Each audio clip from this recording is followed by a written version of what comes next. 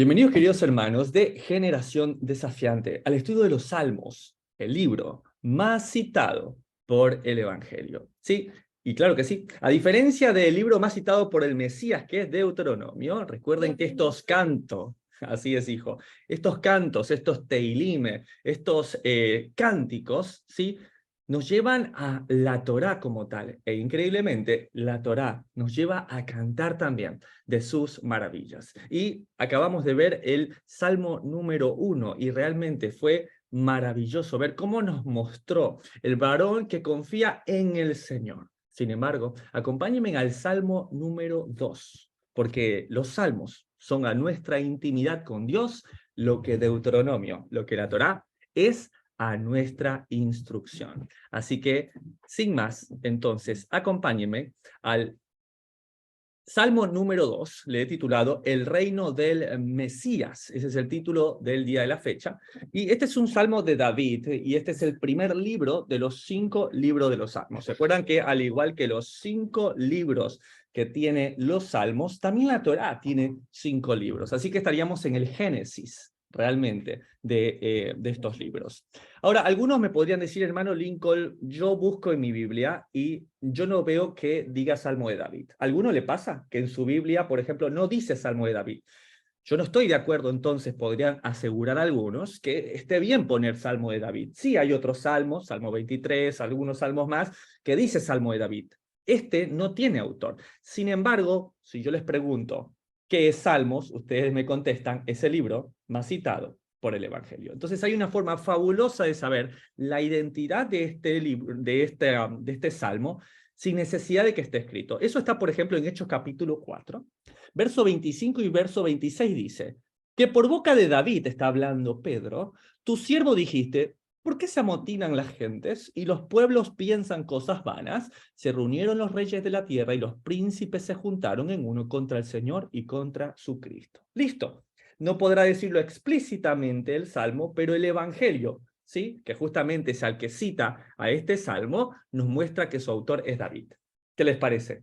Maravilloso. Ahora ustedes pueden ir a sus Biblias y agregarle Salmo de David a este Salmo, que aparentemente no tenía autor. Ahora, algo también interesante de este Salmo 2 es que en la tradición se enseña que este Salmo es parte del Salmo 1. Mucha atención. Quiere decir que nunca debió cortarse, sino que continuar tanto el Salmo 1 como el Salmo número 2. Lo que tiene coherencia. Les voy a mostrar a ustedes cómo inicia el Salmo 1, y van a ver que termina el Salmo 2 de la misma manera. Ahí mostramos algo que en la poesía bíblica, en lo que la poesía hebrea, tiene algo siempre taxativo, y tiene que ver la coherencia que mantienen. Cuando tú lees Salmo 1 y Salmo 2, si lo lees de corrido, se entiende y se cierra perfecto. Así que, por favor, no te lo pierdas. Así que vamos a estudiar entonces, o vamos a hacer este breve repaso, y vamos a leer Salmo 1 para darnos cuenta que va de la mano. El Salmo 1 dice, bienaventurado, mucha atención, esta palabra con la que inicia, si el Salmo 2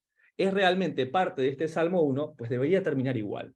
El varón que no anduvo en consejo de malo, ni estuvo en camino de pecadores, ni en silla de escarnecedores se ha sentado, sino que en la ley, en la Torá del Señor está su delicia, y en su ley medita de día y de noche. Será como árbol plantado junto a corrientes de agua, que da su fruto a su tiempo, y su hoja no cae, y todo lo que hace prosperará. No así los malos, que son como el tamo que arrebata el viento. Por tanto, no se levantarán los malos en el juicio, ni los pecadores en la congregación de los justos, porque el Señor conoce el camino de los justos, mas la senda de los malos perecerá. Todo este pensamiento de David, ¿sí?, que parecía hasta el último estudio como único, ¿no?, como en solitario, al entender que va ligado con el Salmo 2, nos hace como entender una verdad que es contundente. No es un pensamiento filosófico o meramente poético. David en el Salmo 2 va a sustentar sus palabras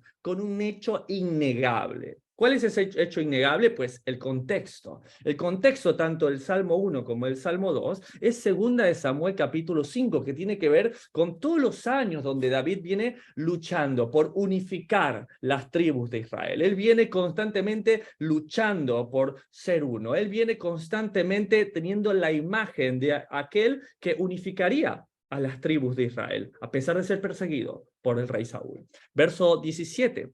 Oyendo los filisteos que David había sido ungido por rey sobre Israel, subieron todos los filisteos para buscar a David. Miren esto.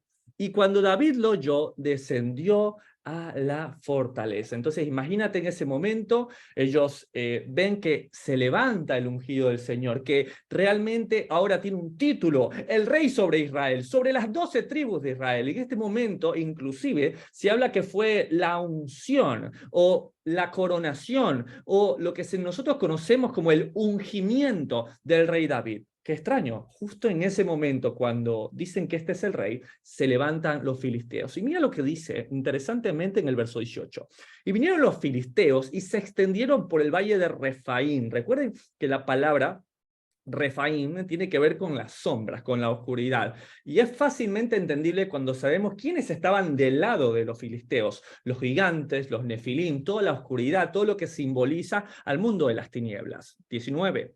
Entonces consultó David al Señor, diciendo, ¿iré contra los filisteos? ¿Los entregarás en mi mano? Y el Señor respondió a David, ve, porque ciertamente entregaré a los filisteos en tu mano. Y es impresionante porque quieren atacar justamente en ese momento, se amotinan estas naciones para ir en contra de su ungido. Ah, hermano Lincoln, ahora entiendo por qué dice David en el verso 1 de Salmo 2, ¿por qué se amotinan las gentes? Y los pueblos piensan cosas vanas. Entendamos el contexto de David, no puede ni celebrar su ascensión cuando ya tiene que ir a enfrentar a la guerra. Se levantarán los reyes de la tierra y príncipes consultarán unidos contra el Señor y contra su ungido, diciendo, rompamos sus ligaduras y echemos de nosotros sus cuerdas, el que mora en los cielos se reirá. El Señor se burlará de ellos. Luego hablará a ellos en su furor, y los turbará con su ira. Pero yo he puesto mi rey sobre Sión, mi santo monte. Yo publicaré el decreto. El Señor me ha dicho, mi hijo eres tú. Yo te engendré hoy. Pídeme y te daré por herencia las naciones y como posesión tuya los confines de la tierra. Los quebrantarás con vara de hierro, como vasija de alfarero los desmenuzarás. Ahora pues, oh reyes, sed prudentes, admitid amonestación, jueces de la tierra, servid al Señor con temor y alegraos con temblor. Honrad al Hijo, para que no se enoje y perezcáis en el camino, pues se inflama de pronto su ira. Bienaventurado todos los que en él confían. Maravilloso.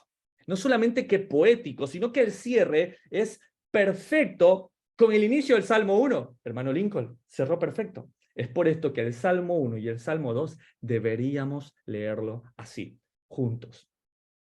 Ahora, ¿qué acabamos de ver o qué les acabo de contar? Recuerden ustedes que para poder entender la Biblia, nosotros necesitamos conocer lo que se llaman los niveles de interpretación bíblica. ¿Sí? Primero el nivel Pashat, que es el nivel literal. ¿Qué quiere decir? Este salmo lo escribió David.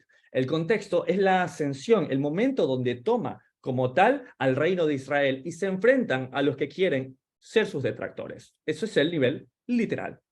¿Cuál es el nivel remés? Que es el nivel siguiente, es la alegoría. ¿Qué quiere decir? Es la pista de lo que va a pasar en un futuro en personas como tal. Este es el caso, por ejemplo, de lo que hablamos. Los apóstoles y todos aquellos que están llamados a llevar la palabra de Dios van a encontrarse con esto, con gente que va a ir en contra de ellos justamente, ¿sí? Y podríamos entender, como lo vamos a aprender el día de hoy, que esto se va a repetir constantemente en la historia. O tal vez esto también sea un drash. Un drash quiere decir como historias, ¿sí? Tiene que ver con que siempre la historia, y esto está lleno de parábolas en toda la Biblia, cuando el enemigo quiere levantarse justamente en contra del ungido. Y el nivel Sot, que es el nivel que el día de hoy vamos a estudiar, que es el nivel profético. Este salmo, ¿solo hablará de David? ¿O podrá ser que habló del hijo de David? ¿Podrá ser que está hablando de un reino mesiánico, como muchas veces lo hemos entendido? Podría serlo. Pero hasta aquí quiero que quede claro el término Pashat, el término literal. Es David el escritor. Es en la ascensión de Segunda de Samuel lo que correlata con este contexto. ¿Y qué más podemos aprender de este salmo? Y es a eso a lo que el día de hoy quiero que nosotros aprendamos. Salmos capítulo 2, verso 1, arranca con una pregunta. ¿Por qué se amontinan las gentes y los pueblos piensan cosas vanas? Una pregunta genuina, una pregunta que no tiene un porqué. No hay por qué, decimos acá en Argentina. ¿Y por qué? No, no hay por qué. ¿Sí? ¿Por qué se amotinan las gentes? ¿Sí? El salmista, en medio de su celebración, parece desconcertado. La gente no tiene ninguna razón para amotinarse contra Dios. ¿Sí? No hay ningún beneficio en airarse contra el Señor. El airarse contra Dios simplemente es pensar en algo que es cosas vanas. ¿Sí? Yo no sé cuántos les ha pasado. Yo les voy a compartir uno de mis versos favoritos de la Biblia. Está tomado de la Biblia Dios habla hoy, que dice así. Proverbios 19, verso 3. La necedad del hombre le hace perder el camino y luego el hombre le echa la culpa al Señor. Contundente. ¿Sí? ¿O no, queridos Abdul y Estefanía? Es tremendo porque es así, lo vemos constantemente. La gente hace la suya, la gente vive como quiere y luego dicen, es que Dios, es que si Dios existiese, es que si esto, es que si lo otro. Si cada uno tomó las decisiones que deban tomar, el Señor dijo, yo te pongo delante de aquí la vida y la muerte. ¿Qué te dice el Señor? Elige la vida. Entonces hay una mujer que conocimos de que había hablado en contra de la ley del Señor muchas veces. Y luego de que su vida se arruinase, ella nos contó con su testimonio, con lágrimas en sus ojos, hablando de cómo sus hijos se habían perdido. Y ella dijo esta frase que a nosotros nos caló fuerte. Dice, yo encontré en la ley del Señor que dice, tú te olvidaste de mi ley, pues yo me he olvidado de tus hijos. Hemos tomado decisiones que han terminado afectando a los demás. Y parece que nuestra propia necedad nos hizo perder el camino. Sin embargo, le hemos echado la culpa al Señor. Ahora, quisiera que este término gentes, yo sé que muchos lo conocen, que es el término goin, o del plural goin, que significa aquí, se los traje del Strong 1465, que significa nación extranjera, gentil, manada de animales o enjambre de langosta, gente gentil, habitar, nación, campo o pueblo. Y lo que yo quisiese es que aprendamos a diferenciar qué es un goi o qué es un goin, ¿sí? Del siglo I para atrás. ¿Qué quiere decir? Nosotros no podemos tener en nuestra mente, mientras leemos el libro de los Salmos, goin como alguien pagano. Voy a poner un ejemplo. Si yo les digo a los estudiantes del curso básico que tengo aquí, si yo les hablo a ustedes de Israel, por ejemplo, después del año 930 antes de Cristo, ¿sí? ¿Esos son las 12 tribus o son solamente 10 tribus al norte? A ver, me voy a ir. Perfecto, muy bien, excelente, gracias Oscar. Solo 10 tribus al norte. Si no estás entendiendo esto, necesitamos estudiar juntos el curso básico de capacitación, que te animo a que lo entiendas. ¿Qué quiere decir este ejemplo? Quiere decir que un israelita o Israel como tal, todas las 12 tribus, solo se puede hablar hasta el año 930. Luego de eso existieron los judíos al sur y los de Efraín, llamados Israel, 10 tribus al norte. Así también debemos entender que el término gentil, antes del siglo I, antes del tiempo de Yeshua, simplemente significa esto, significa gente, naciones. No tiene la misma connotación en el pensamiento hebreo despectivo del primer siglo. Sí, mientras que en el pensamiento hebreo, que es lo que les muestro, Goin es simplemente una nación extranjera. ¿Sí? La ideología del primer siglo nos hace ver como un término pagano. Pero escuchen esto, no es lo mismo. Un gentil es un extranjero, ¿está bien? Un pagano es alguien que puede ser un gentil, o puede ser un israelita también, que va en contra de la palabra de Dios. Y me gusta mucho porque la raíz de la palabra goi es la palabra gevá, ¿sí? Que significa espalda, persona o cuerpo. Esto habla de lo que nosotros vemos, de dónde proviene, son personas, ¿sí? Pero miren esto, Génesis 17:5 dice así, y no se llamará más tu nombre Abraham, sino que será tu nombre Abraham, porque te he puesto por padre de muchedumbre de gentes. Entonces, si yo uso mi pensamiento del primer siglo y entiendo que un gentil es un pagano, entonces Abraham es padre de muchedumbre de paganos. Ah, ¿se dan cuenta? No puede ser lo mismo mi pensamiento en el primer siglo que antes, porque Abraham no podría ser padre de muchedumbre de paganos. ¿Se va entendiendo esto? Miren que no es lo mismo. Y la palabra pueblo que está ahí, que también es la palabra león, el plural es leomim, que significa cuando alguien se reúne, congrega, comunidad, pueblo, nación, pero tiene que ver con un sentido espiritual, con algo de ponerse de acuerdo. Entonces vean cómo hay diferencia entre gente, personas, extranjeros, pero cuando ellos están de acuerdo, por eso dice, se amotinan la gente y los pueblos, está bien, los que están en común acuerdo. Pero para terminar de mostrarles esto, les traje el interlineal hebreo. Vean ustedes, esto es Éxodo 19:6, mire cómo dice. Y vosotros me seréis un reino de sacerdotes y gente santa. Estas son las palabras que dirás a los hijos de Israel. ¿Se acuerdan de esto? Sí, en el verso anterior dice, si tú escuchas mi voz y pones por obra mis palabras, entonces, dice aquí, seréis un reino de sacerdotes y gente santa. Y ahí les señalé, vean ustedes, les señalé en color rojo, ¿sí? La palabra nación es Goy. Es Goy. Entonces, ¿qué dice en hebreo? Y vosotros me seréis un reino de sacerdote y paganos. No tiene sentido. ¿Se dan cuenta?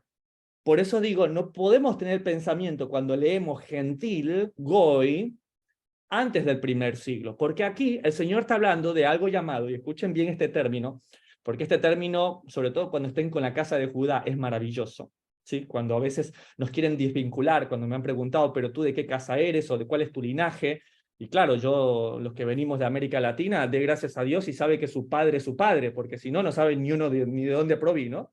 Algo que en la casa de Judá está súper establecido. ¿Quién era? No, yo soy hijo Ben Abraham, Ben. Y saben todo el linaje y vinimos de Polonia en el 400. Y acá nosotros, yo sé que mi abuelo vino mi tatarabuelo era un militar colombiano y no supe más, por ejemplo. Sin embargo, mucha atención, porque cuando aún un judío te pregunte si eres un gentil, mira lo que acá dice. Un goy kadosh. Esto dice en hebreo. Dice un goy kadosh. Gente, aunque fuesen extranjeros, son santos. Entonces, si en algún momento, y sobre todo esto no es para la cristiandad, que se siente orgulloso de ser goy, pero no kadosh, y lo voy a explicar con un ejemplo también en el primer siglo que se ha tomado para mal, ¿sí? Esto más que nada sirve para cuando te encuentres con la casa de Judá, te quiere dar herramientas, cuando te encuentres con alguien de la casa de Judá que quiere poner encima la sangre, la descendencia, de dónde proviene tu linaje, tan contrario a nosotros, ¿no? De lo que venimos hablando. ¿Cuál es nuestra respuesta? Somos Goy Kadosh, somos gente santa. Entonces, Israel se entiende perfecto como un reino de gente, de Goy, pero que deben ser como Kadosh, separados. A Dios no le importa tu procedencia, a Dios no le importa si fuiste moabita. No te preocupes, Ruth, tú ahora eres Israel porque eres un Goy Kadosh. A Dios no le importa que seas de Jericó, querida Rahab, y seas una prostituta. No le importa, eres una Goy, pero quieres ser Kadosh, vas a ser Israel. A Dios no le importa que seas un Keneseo, Caleb, y que tu nombre significa que eres un perros. No le importa a Dios, Caleb, que te llamen perro, porque tú serás un príncipe de Judá. Tú serás Goy Kadosh y serás llamado Israel. ¿Se va entendiendo este concepto? Entonces, antes del primer siglo, el término Goin o Goin o gentil tenía que ver si eras Kadosh o si no lo eras.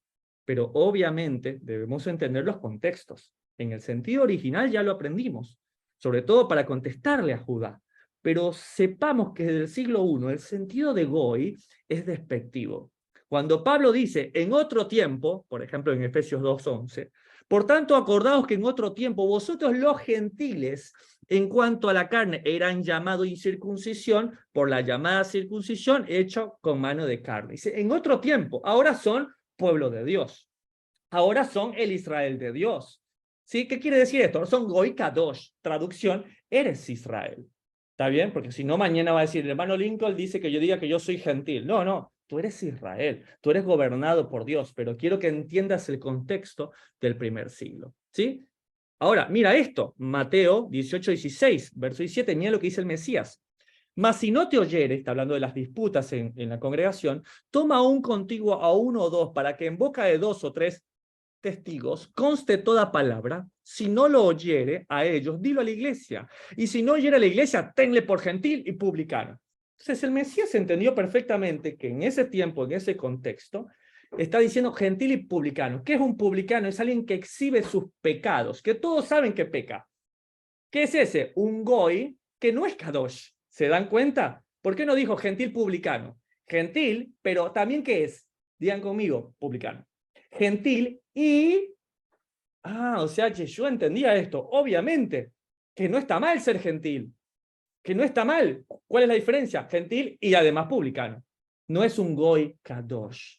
¿Sí? Entonces, Cuando el Señor dice, no vayan por camino de Goim, no vayan por camino de gentiles, pues no quiere decir que tú no los conozcas, que no les prediques la palabra, sino no vayas en sus formas, en sus modos, en sus maneras. No, le voy a predicar en la discoteca, en el boliche, allá donde toman cerveza. Allá le voy a ir a predicar. No vayas por camino de gentiles.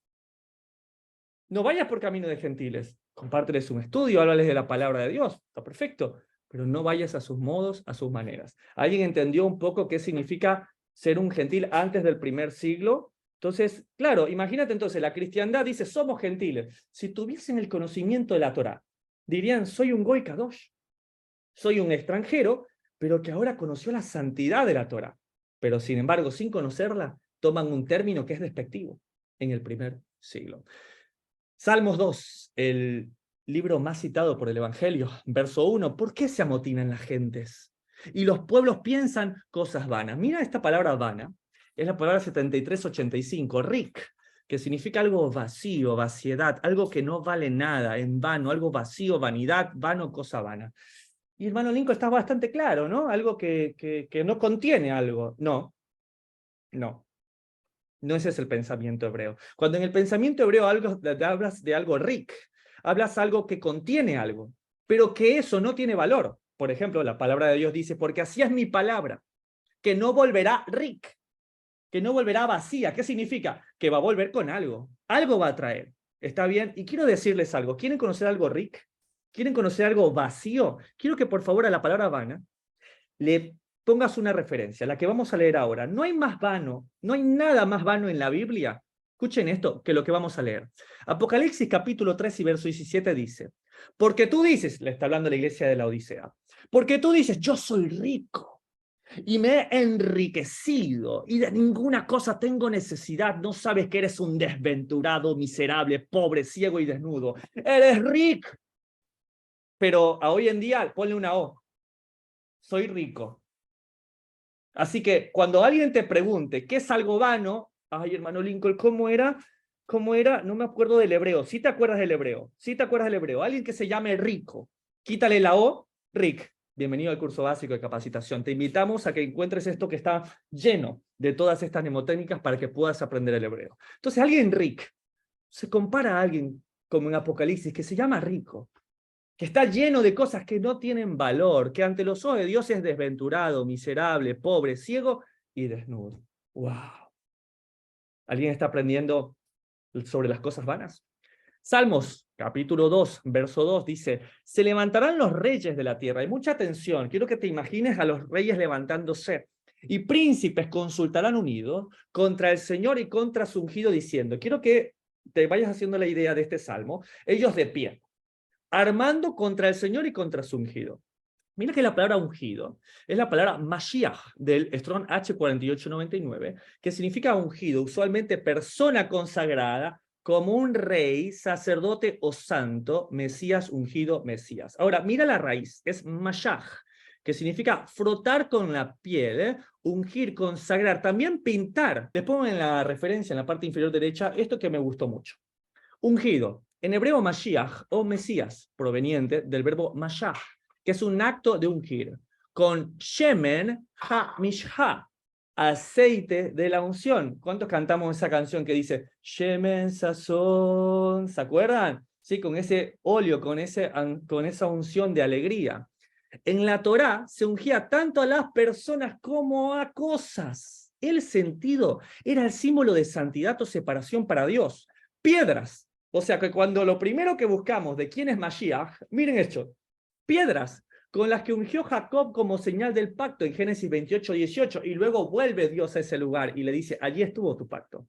El tabernáculo y los elementos que fueron ungidos por los levitas en Éxodo 30:22, por ejemplo, también eran llamados Mashiach. Por lo que no parece raro el llamarle al arca del pacto como Mashiach. Y yo me quedé impactado cuando leía, claro, y le llamaban, y tú lees en hebreo, y dice que era Mashiach. No, pará, no. Mashiach es Cristo, Mashiach es la Torá, Mashiach es la instrucción del Señor, Mashiach es el pan de vida, Mashiach es la resurrección. Eso es Cristo para mí, eso es Yeshua para mí. Pero lee conmigo, ¿qué contenía el arca del pacto que llamaban Mashiach? Contenía las tablas de la ley, como símbolo de instrucción. La vara de Aarón que reverdece, como símbolo de la resurrección, y el maná que cayó del cielo, como símbolo de pan de vida eterna. Todo apunta a mi rey, aleluya. Todo apunta a Mashiach. El arca, claro que se le llamaba Mashiach. ¿Por qué? Porque era igual que Mashiach, instrucción, resurrección y pan de vida eterna. Después del tabernáculo, los siguientes en ser santos o ungidos son los sacerdotes en Éxodo 28:41, los profetas en Primera de Reyes 19:16 y los reyes, como vemos en Jueces 9:8, Segunda de Samuel 2:4 y Primera de Reyes 1:34. Todos eran Mashiach. ¿Sí? Todos ellos eran también ungidos, consagrados, separados. Samuel ungió por rey, por ejemplo, a Saúl en 1 Samuel 10:1, y encontré algo que les va a gustar. David fue ungido por rey, escucha esto, en 3 ocasiones diferentes. ¿Qué? Por Samuel, luego por los hombres de Judá, y finalmente por todas las tribus de Israel. Eso lo encuentras en 1 Samuel 16:13, 2 Samuel 2:4 y capítulo 5 y verso 3. ¡Wow!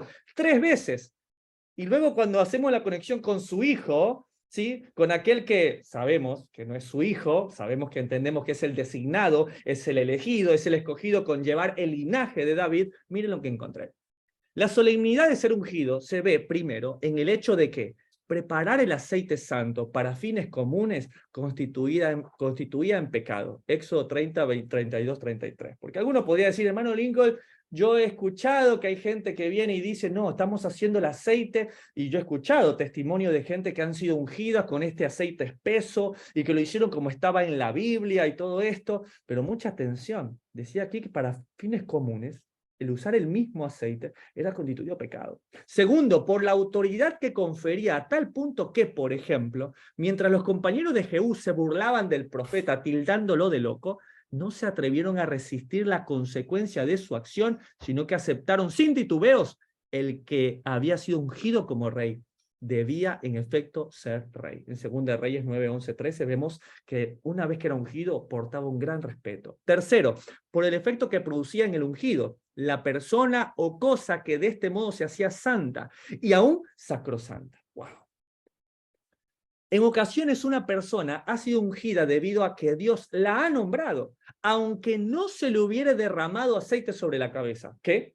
O sea, claro, si Dios lo dice, ya está, Él es el escogido. Moisés, profeta y representante y libertador de Israel, se le llamó Cristo.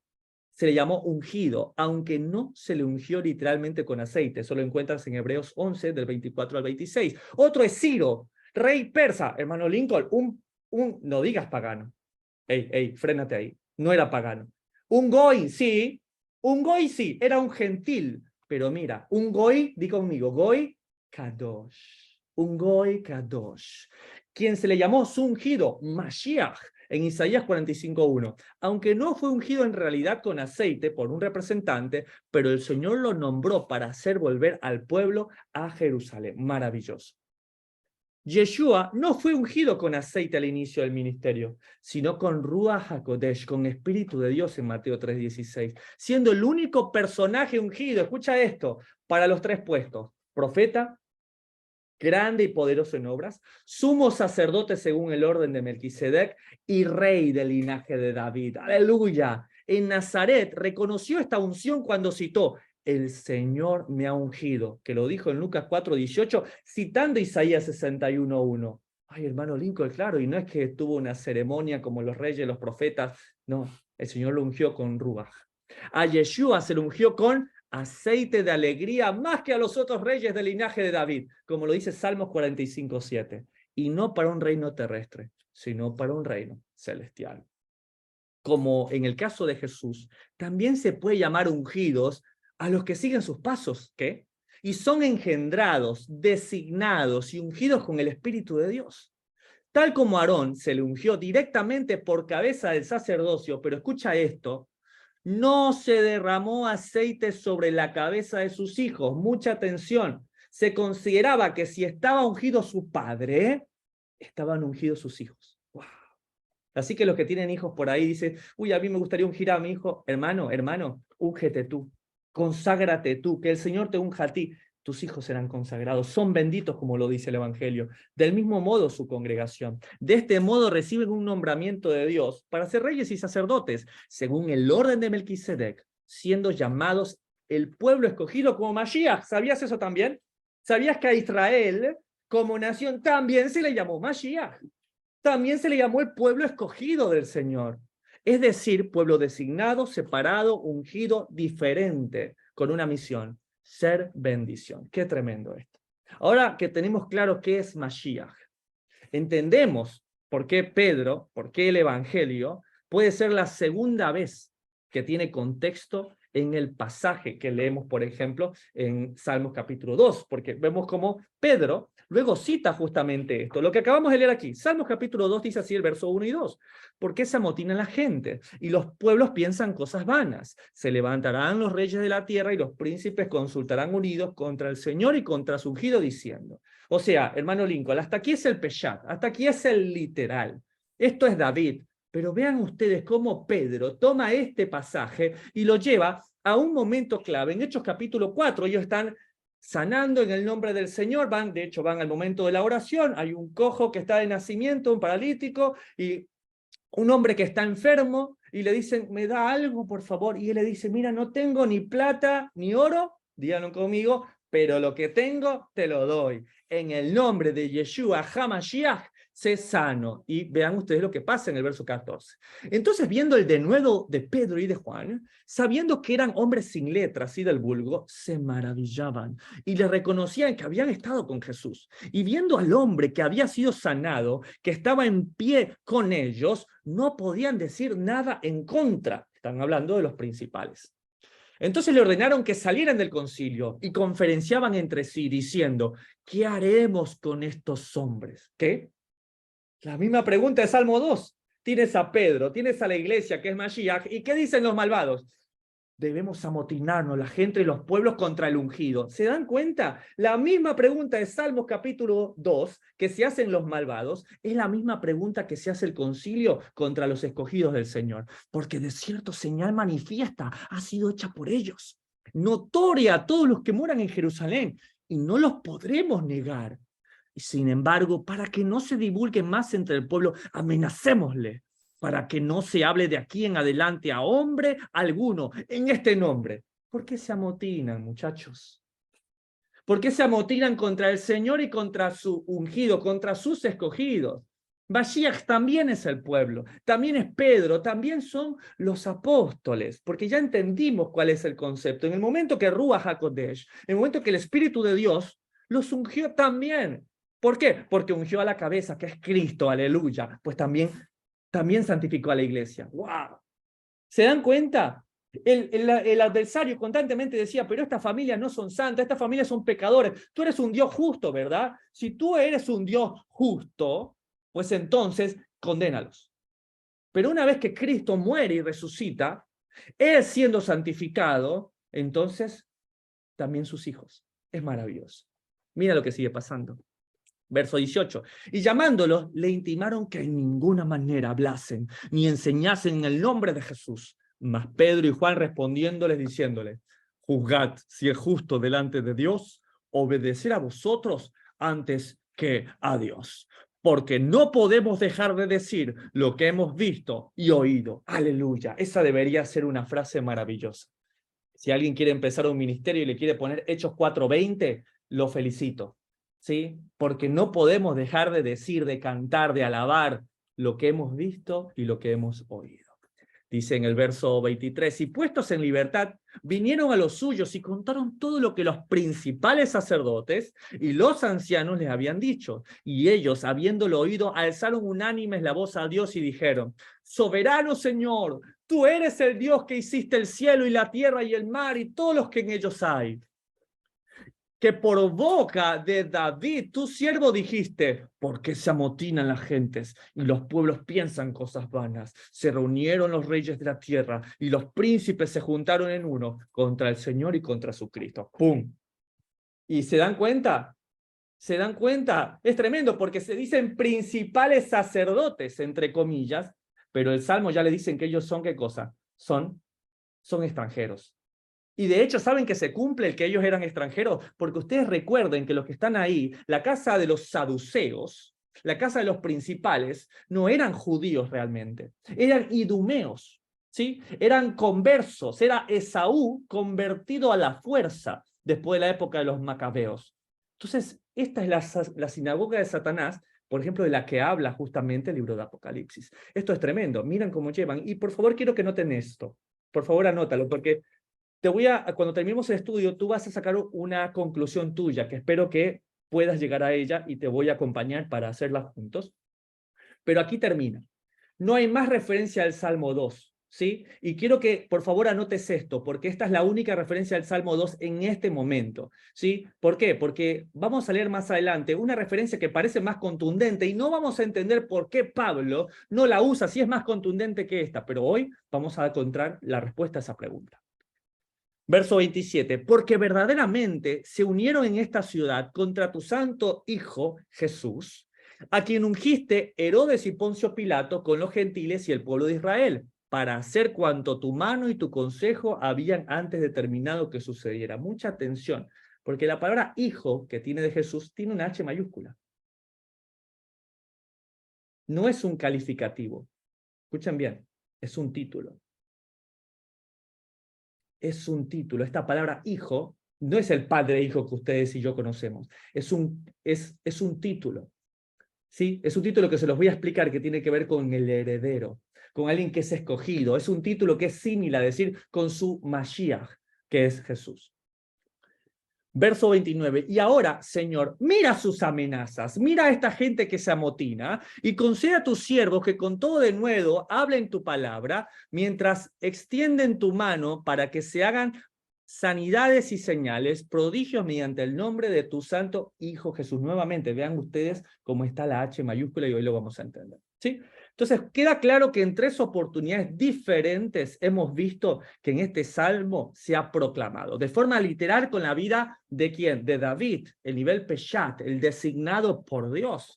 Luego en la vida de los apóstoles, que tienen el espíritu del Mesías, de Mashiach, y proféticamente hablando, pues lo vamos a desarrollar en la vida del Mesías, en el regreso, cuando llegue la guerra de Gog y Magog, que relata Isaías, que relata Ezequiel, que relata el libro de Apocalipsis. A este libro, a este salmo, lo estamos viviendo 3 veces, nuevamente, en la figura de David, en la figura de los escogidos del Señor y también de forma profética en la venida final también del Señor Yeshua. Salmos capítulo 2, verso 3. Miren lo que dicen estos que se levantan y que confabulan. Rompamos sus ligaduras y echemos de nosotros sus cuerdas.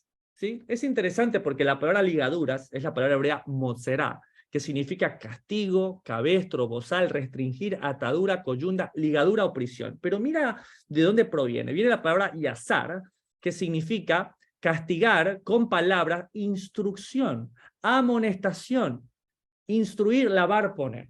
¿Qué quiere decir? Ellos no quieren saber nada acerca de la instrucción del Señor. Ellos se oponen al Señor, piensan que el Señor es un portador de esclavitud, ¿sí? Y esta actitud evidencia la locura en la cual el hombre está sumergido. Sí, que piensa que entre menos mandamientos tiene, pues más libre es. Se los digo yo que muchas veces, haciendo adolescencia, he podido ver ese libertinaje, que los jóvenes anhelan libertad, libertad, libertad. La Argentina está conmocionada actualmente, ¿sí? Por los asesinatos muchas veces en masa que existen ahora de jóvenes hoy en día. Y es que lo mataron a este, lo mataron al otro, pero ¿qué hace un joven a las 4:40 de la mañana en la calle? No, es que es libre. No, ese libertinaje lo lleva a su asesinato. Entonces, la instrucción del Señor, esa ligadura, que la cual se quieren liberar las naciones, no, ¿qué es eso de casarse? ¿Qué es eso de guardarse para el matrimonio? No, saquémonos eso. ¿Quién dice que yo solamente tengo que guardarme el matrimonio? Llegan enfermedades como el HIV, como el SIDA, como la enfermedad de transmisión sexual. Entonces, no necesitamos ver las consecuencias de la perversión, sino de la palabra de Dios. Y miren la palabra cuerdas. La palabra cuerdas es la misma que usa Oseas 11:4, cuando dice, con cuerdas humanas los atraje, con cuerdas de amor, y fui para ellos como los que alzan el yugo de sobre su cerviz, y puse delante de ellos la comida. Hermano Lincoln, ¿le puedo hacer una aclaración? Sí. Dice el Evangelio que él sacó a los cautivos a cautividad. Es cierto. Ellos los sacó del cautiverio del cual estaban en Egipto y los trajo a su cautividad, los cautivó con amor, les puso límites, les puso mandamientos. ¿Para qué? Para su bien. Les puso un yugo. Hermano, aquí dice usted que Dios le sacó el yugo y me está diciendo que luego les puso otro. Sí, porque el Evangelio lo dice, Mateo 11:29. Llevad mi yugo sobre vosotros y aprended de mí, que soy manso y humilde de corazón, y hallaréis descanso para vuestras almas. Entonces estas cuerdas, estos avot, son cuerdas de amor. ¿Sí? Ay, hermano Lincoln, si esto lo entendieran los demás, si esto lo entendieran los de la iglesia a la que iba, si esto lo entendiera mi familia, si esto lo entendieran las personas que quiero que aprendan esto, si entendieran que la obediencia y el amor, que la Torá y la gracia no son contrarias, son sinónimos. ¿Esto qué es, hermano Lincoln? ¿Esto qué me pasa? Esto es un yugo también. Esto es un yugo, este sufrimiento que pasas, esto que te gustaría que tu papá, que tu familiar, esto que tú dices, estoy orando por esta persona porque vive una vida desordenada, yo quisiera que mi padre, eso también es un yugo. Pero no me vas a decir que no es un yugo hermoso. Es duro, sí, pero no sería, no, ¿qué es más hermoso? Que nos importe nada la vida de nuestros familiares y amigos, que antes condenábamos y ahora que conocemos la Torá, queremos que ellos lleguen y orar y ayunar por ellos. ¿No es un yugo que es ligero de llevar? Claro que sí. Salmos, capítulo 2, verso 4. El que mora en los cielos se reirá, el Señor se burlará de ellos, luego hablará a ellos en su furor y los turbará con su ira. Quiero que te des cuenta de algo. ¿Cómo estaban los que se oponían al Señor? ¿Te acuerdas? Se levantaron. ¿Se acuerdan? Estaban todos, se levantaron. Pero mira la palabra morar. Es la palabra del Strong H3427, que es yashav, que significa sentarse. ¿Sí? Como un juicio en emboscada en quietud, morar, permanecer. Mientras que las naciones se ponen de pie, mientras que las naciones se levantan contra el ungido, ¿qué hace Dios? Ni se inmuta. Dios está sentado.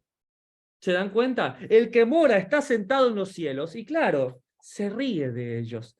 A diferencia de los versos anteriores donde dice que las potestades de la tierra se levantan en contra del Señor, el Señor ni siquiera tiene necesidad de moverse de su silla. Sí, Dios no tiene miedo, Dios no está confundido, Dios no se siente deprimido por la oposición del hombre. Dios se ríe de esto. Por eso hizo el verso 5. Luego hablará en ellos en su furor y los turbará con su ira. Ay, hermano Lincoln, pero ese luego, ese espacio de tiempo en el que estamos actualmente, ya quisiera que esto llegase. Bueno, esta espera entre la burla de ellos, entre que se levantan contra el Señor y que llegue el día de la ira, es en el tiempo de los gentiles que se está cumpliendo justamente. ¿Sí? ¿Está bien? Entonces, vean ustedes porque es maravilloso. Miren, la palabra burlará. Es la misma que usa Proverbios capítulo 3 y verso 34. Él se burla de los burladores, pero muestra su favor a los humildes. Los sabios son dignos de honra, pero los necios solo merecen deshonra. Miren ustedes esto. Entonces, Dios se va a burlar, sí, ¿de quién? De los burladores. Pero los que son humildes, los que están contritos, los que se sienten humillados, de ellos, pues los va a mostrar es favor, misericordia, los va a honrar. ¿Sí? ¿Y saben qué? Hay ejemplos de toda la historia. Voy a usar uno que usamos mucho en el curso básico de capacitación de un emperador romano llamado Diocleciano, que justamente odiaba tanto a los creyentes en el Señor, odiaba la secta del camino, odiaba a los cristianos como tales, que él hizo algo muy interesante. Diocleciano, Joviano, Maximiliano, Hércules, César Augusto. Tantos nombres demuestran que le faltaba mucho carácter. Emperador romano que reinó del 284 al 305 después de Cristo. Erigió 2 monumentos en la frontera del imperio. Miren lo que decían los 2 monumentos. Primero, Diocleciano, por haber extendido el imperio romano y haber extinguido el nombre de los cristianos que llevaron a la ruina a la república. Ese es el primero. ¿Sí? Mira el segundo. Diocleciano, por haber abolido en todas partes la superstición de Cristo, por haber extendido el culto a los dioses. O sea, el tipo está muerto. Ahora es una nota a pie de página en las páginas de la historia de un hombre que dijo que iba a eliminar el rastro de Cristo, que iba a eliminar el rastro del Evangelio. Díganlo conmigo, el Señor se reirá. El Señor se reirá de él. La fama y la gloria de Yeshua, de Jesús, se extienden por toda la tierra. ¡Wow! Es maravilloso. ¿Sí? Es maravilloso. Ahora, Pongan mucha atención a algo que a mí me gustó mucho de esto, ¿sí? Porque necesitamos entender este término, y yo les contaba a mi hijo una historia que a mí me gustaba mucho, porque veo que todos se levantan contra Mashiach, y Mashiach está en la silla. El Señor está y los demás hacen mil cosas. Quiero contarles una historia para que entiendan por qué dice que el Señor se reirá y se burlará de ellos. En alguna oportunidad, esta historia se la conté a mi familia, está esta pequeña hormiga, ¿no? Y odian estas hormigas a un elefante que pasa. Entonces dijeron, mira, vamos a hacer algo, nos vamos a levantar unidos contra el elefante, ¿sí? Entonces, cuando el elefante pasa, nosotros nos subimos a un árbol, y cuando el árbol esté, nos tiramos encima del árbol, y así todos juntos, pues lo matamos al elefante. ¿Y saben qué pasó? Pues efectivamente, como ustedes ven, cayeron todas juntos, se creían G.I. Joe, todas juntas, freeze, freeze, FBI, todos al piso, todos, y empezaron a llegarse y a caer, y dijeron, ahora que nos vamos, ustedes pueden. ¿Y saben qué hizo el elefante? Sí, como lo dice, los turbó con su ira, se movió un poco, salieron todas volando, pero una quedó ahí, cerca del cuello, ahí cerquita, y que trataba de no caérsele, y todas le gritaban abajo, ahórcalo, ahórcalo, ahórcalo.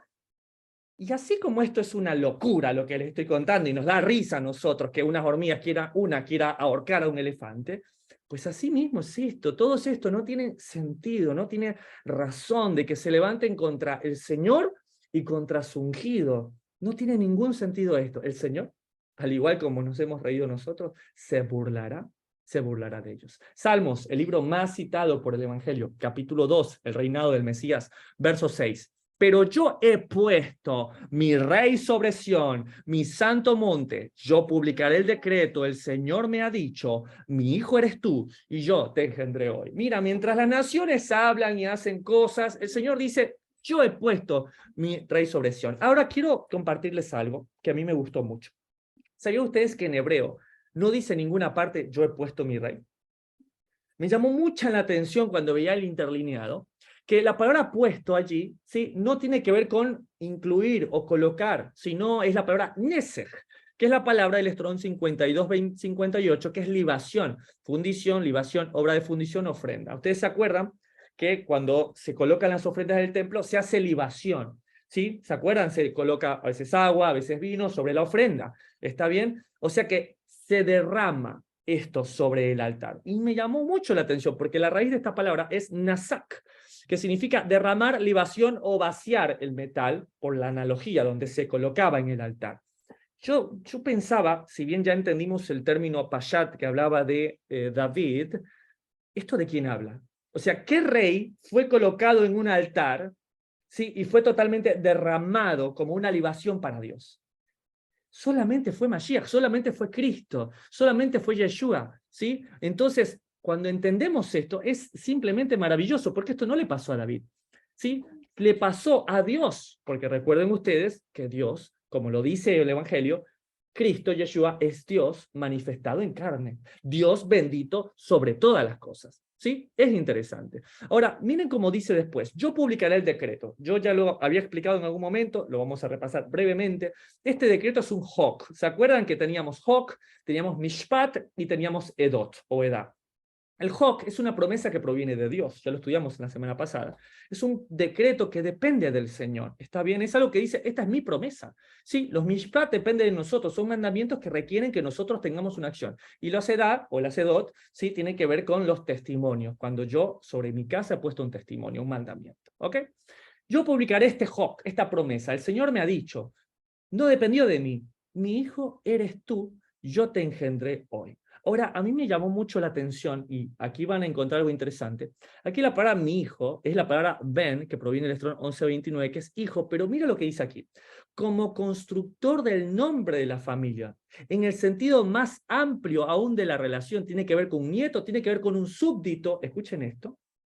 Nación, calidad o condición. ¿Qué quiere decir esto, hermanos? Hay que ver muy bien cuando uno lee hijo, porque en español para nosotros hijo es una cosa, punto, papá, hijo, pero en hebreo no es así.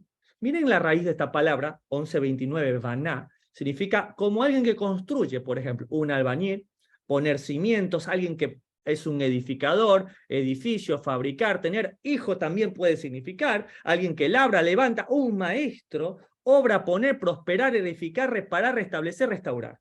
Entonces hay que entender mucho y no agarrar y decir, pues bueno, es el hijo y punto. No, hay que entender muy bien de dónde puede provenir este hijo del cual estamos hablando esto.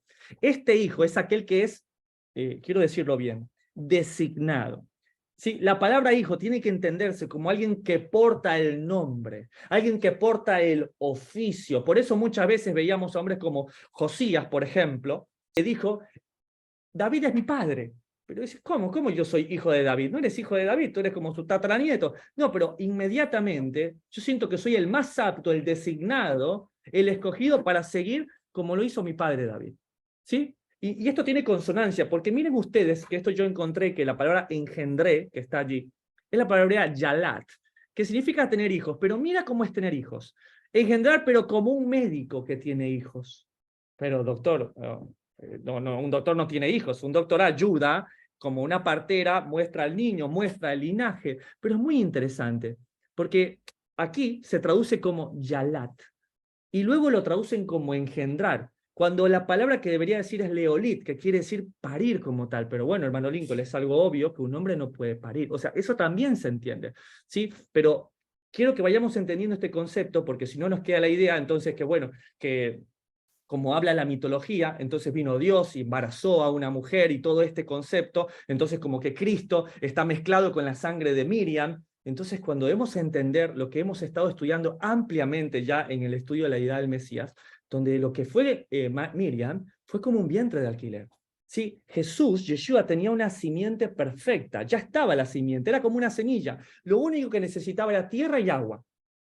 Y de esa manera simplemente creció este árbol. Ahora, quiero que entiendan mucho, porque si no a algunos les va a quedar duda, entonces, ¿qué es un hijo, qué no es un hijo? Pero miren ustedes cómo el hijo significa alguien designado, alguien escogido.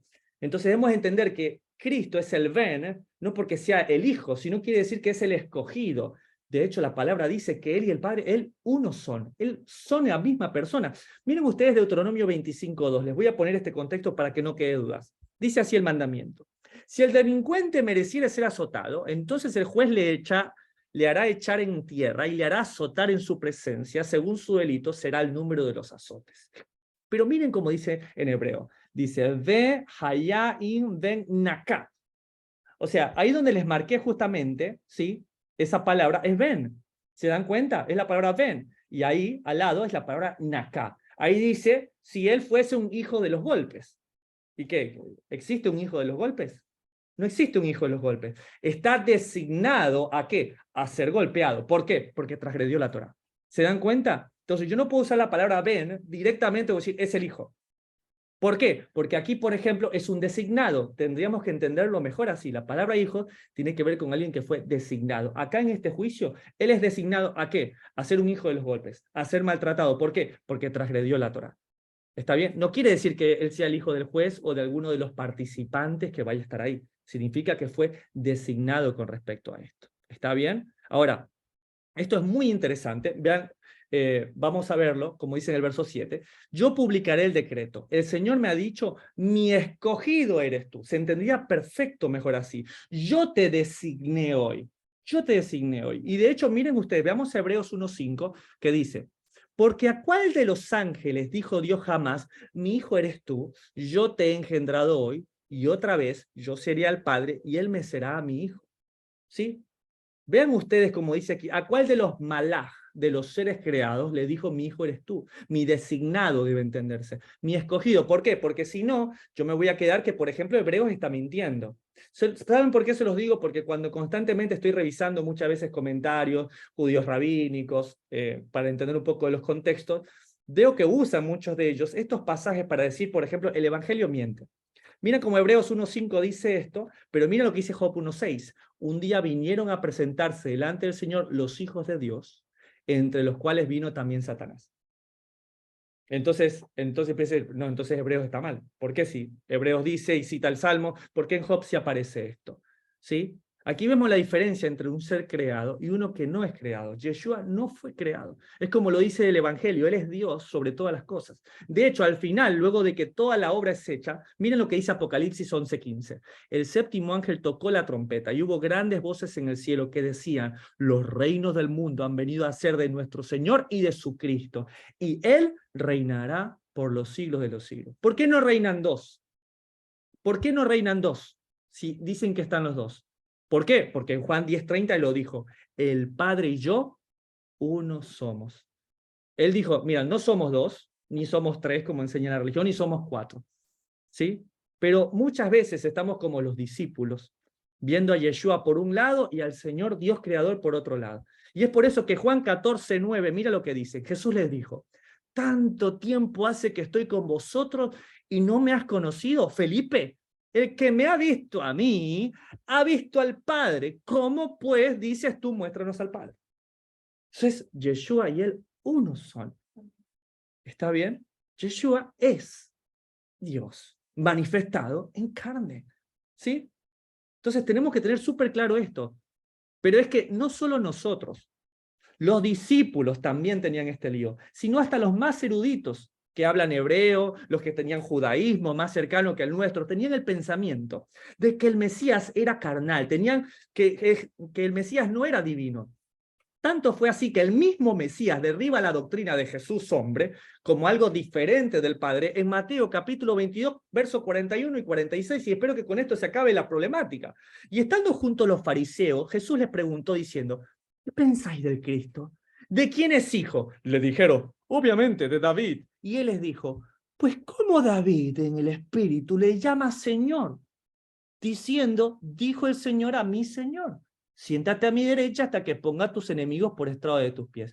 Pues si David le llama Señor, ¿cómo es su hijo? Y nadie le podía responder palabra, ni osó alguno desde aquel día preguntarle más. Y podrían hacernos la pregunta a muchos de nosotros que estábamos con todo este rollo todavía de este pensamiento, si dices que Jesús es hombre y que Cristo está, que Dios está arriba y Jesús estuvo en un momento y el Espíritu Santo en cualquier parte, podrían responder con esto. Podríamos leer esto. Pues si David le llama al Señor, ¿cómo es su hijo? ¿Por qué? Porque tenemos que entender que la palabra ben, para la cual se refiere como hijo, en ese momento, tiene que hablar con el designado, con el apto, con el escogido para llevar con él. Eso tiene que ver, tiene un sentido más amplio que simplemente ser padre y ser hijo. ¿Sí? ¿Por qué? Porque él mismo está diciendo, yo y el Padre uno somos. ¿Sabes por qué? Porque escrito está, oye Israel, el Señor nuestro Dios, el Señor uno es. Ahí está, lo dice la Torá. Lo dice la Torá. No son ni dos, ni tres, ni cuatro, ni cinco, ni seis, ni 12. Uno es. Y él dice que ese es el más grande mandamiento de todos.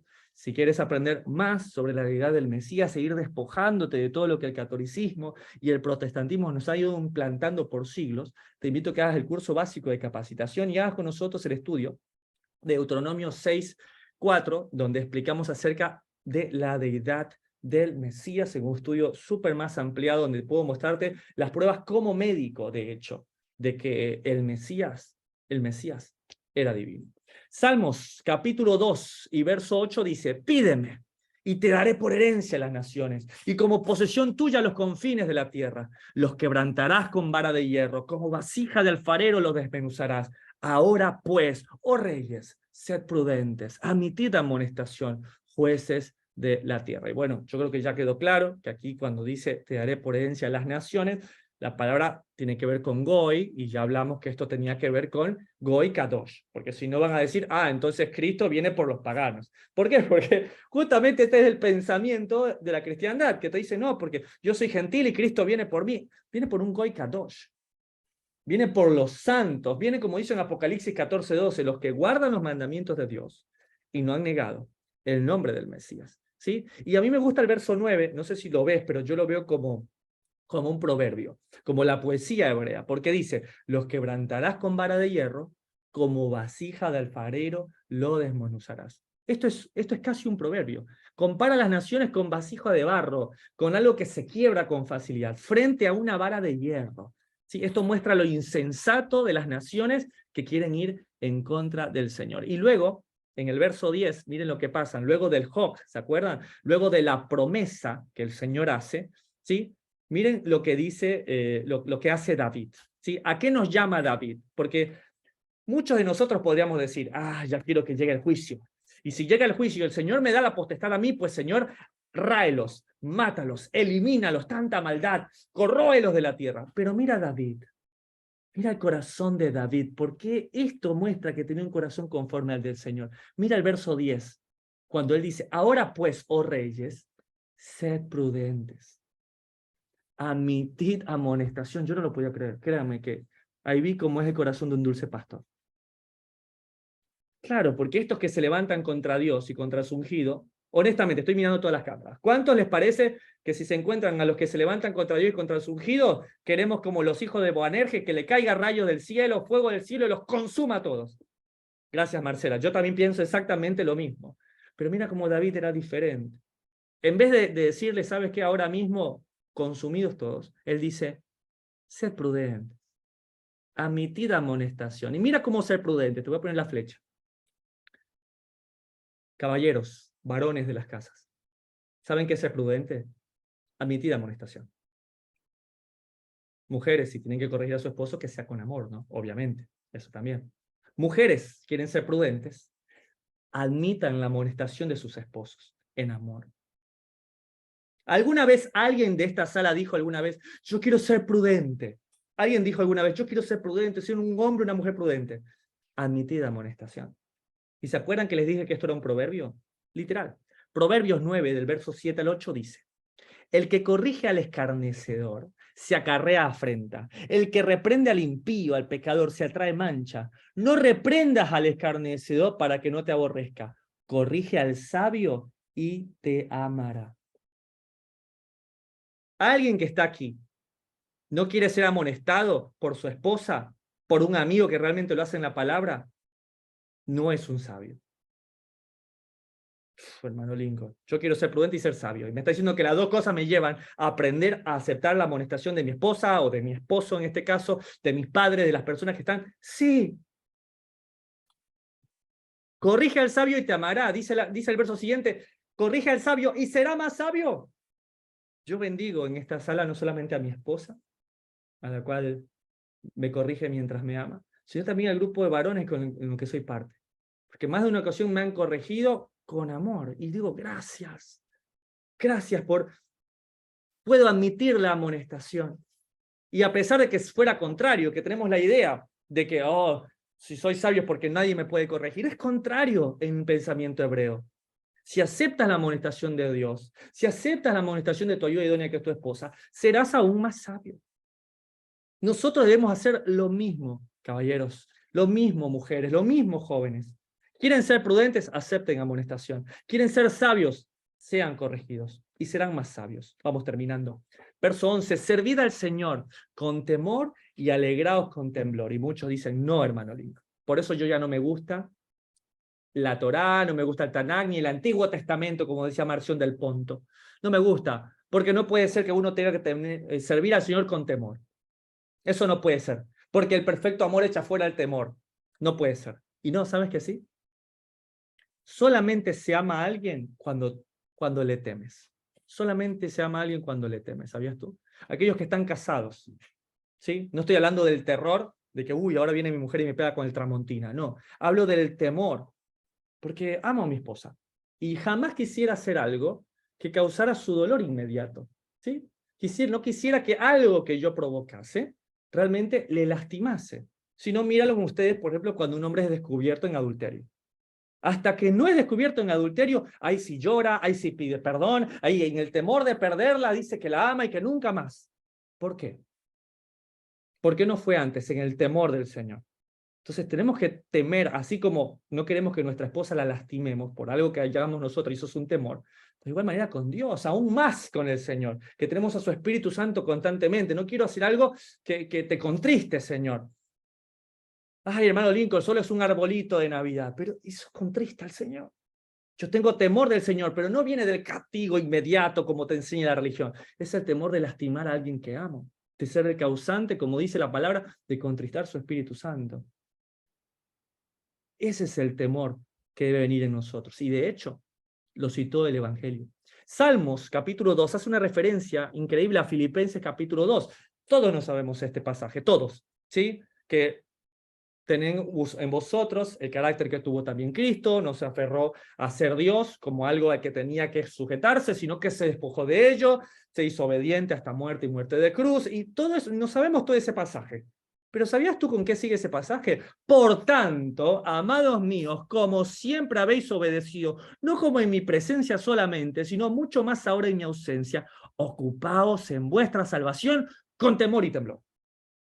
Nuevamente, con temor del Señor. No sé a cuántos les pasa, pero yo que viví en la cristiandad, que viví en el catolicismo, luego en la cristiandad como tal, me sentía que entre más iba a la iglesia, entre más era parte del grupo, entre más era parte de todo esto, me sentía más santo, me sentía más superior. Y ahora cuando vengo a la Torá, es como con esta camisa que aparentemente es blanca que porto en este momento. Y me pongo más cerca de la luz y le encuentro una mancha. Y me pongo más cerca de la luz y digo, ah, no es blanca, ya está media teñida, media amarilla, media café. ¿Qué es lo que pasa? Entre más me acerco a la Torá, más necesito un Salvador. Porque el propósito de la Torá no es que te sientas bien. El propósito de la Torá es que toda boca se cierre y todos caigamos al juicio de Dios. ¿Tú quieres saber a alguien que sabe la Torá? No es alguien que dice, bueno, no, lo que pasa es que yo estudié hebreo en la universidad tal cual y sé todo. Cuando tú sabes que alguien sabe Torá, es alguien que no se atreve a levantar nada contra otra persona. ¿Sabes por qué? Porque sabe que está condenado. Porque sabe y conoce la Torá en su corazón de que necesita un Salvador, que realmente lo necesita.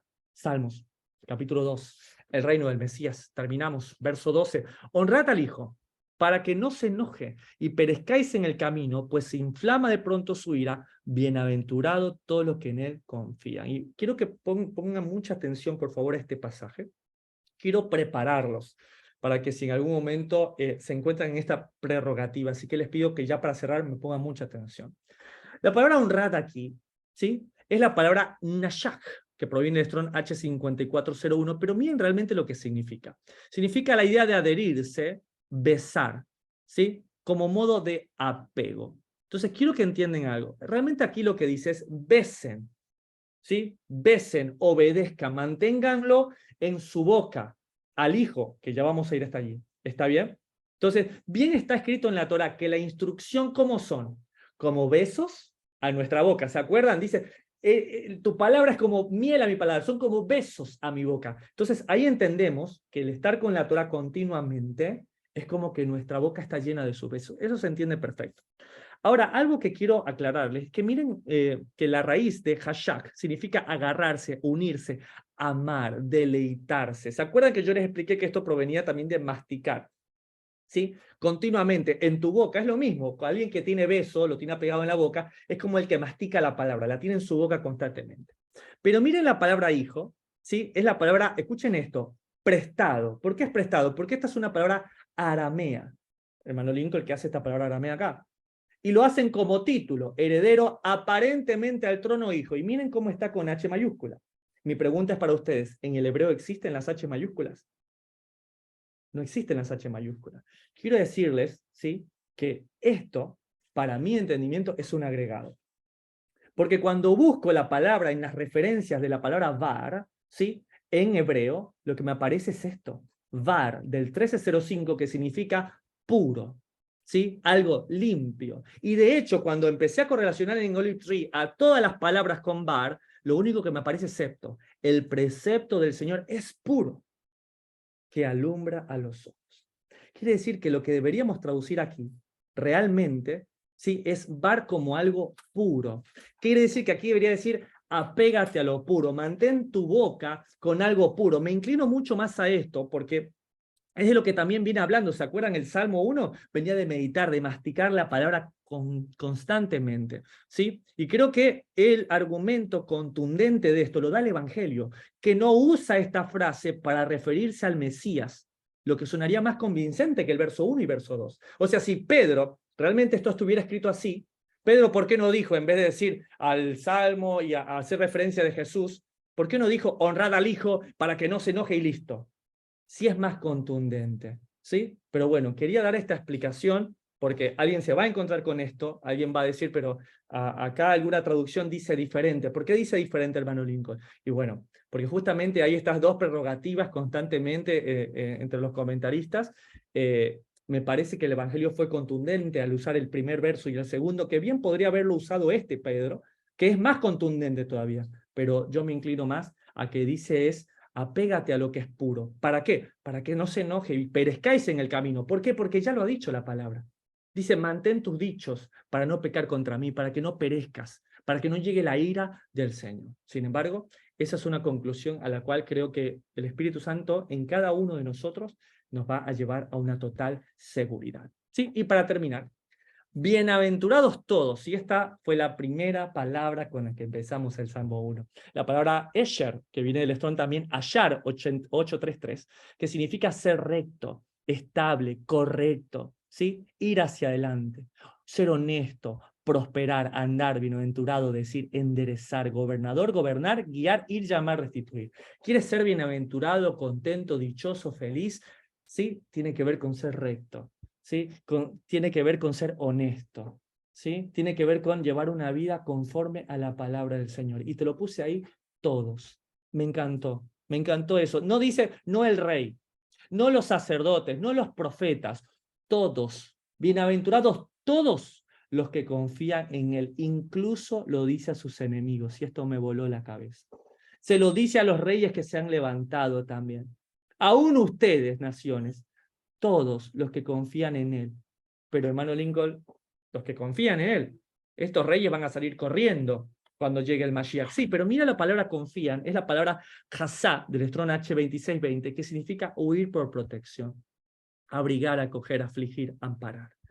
Bienaventurados todos los que confían, aquellos que hemos sido enemigos de Dios, aquellos que hemos estado en contra de sus mandamientos. Eres bienaventurado, ¿sí? El Señor está con sus brazos abiertos para que de hoy en adelante nunca más seamos unos enemigos de Dios, nunca más estemos en contra de Él, ¿sí? A todos, a los bienaventurados, a los pobres de espíritu, a los que están pasando dificultades, a todos y cada uno de ellos son bienaventurados, gozosos, felices, dichosos, todos los que en Él confían. Amén, aleluya. Y para terminar, ¿qué les parece? Una alabanza, que es literal lo que significa salmos.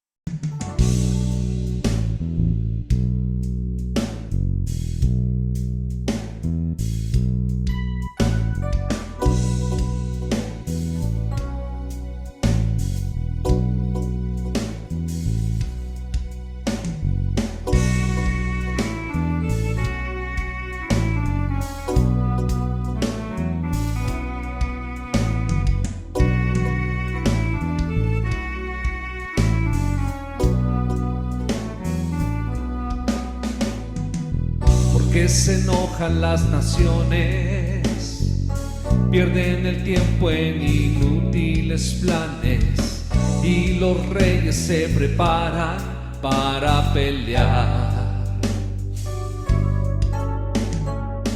Los gobernantes de la tierra contra Dios y su ungido conspiran, gritan, rompamos las cadenas, no seamos esclavos de Dios.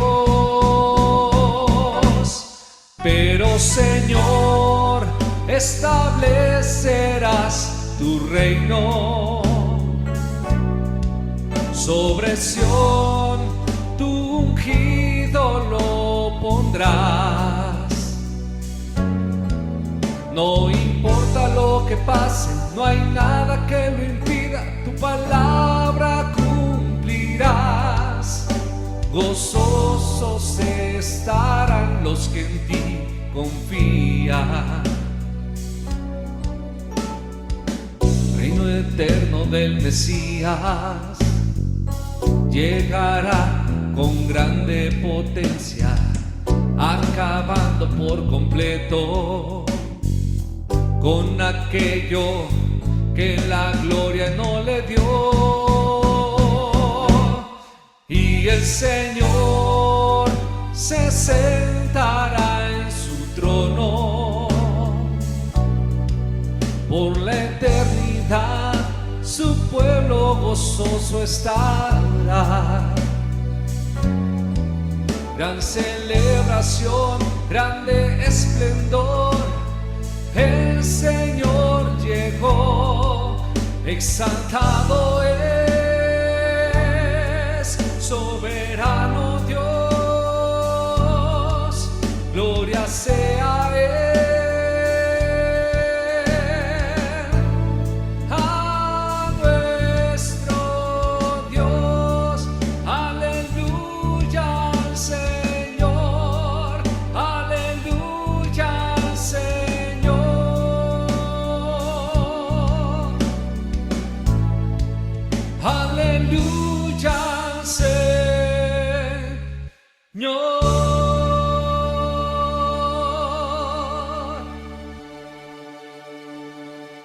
Este ha sido Salmos, capítulo 2, el reino del Mesías, un salmo de David del libro 1, un salmo que nos trae una esperanza, es un hoc para nuestras vidas, que su reino se instaurará y que bienaventurados, felices, gozosos, dichosos los que en él confían. Hasta acá llega la grabación del día de la fecha.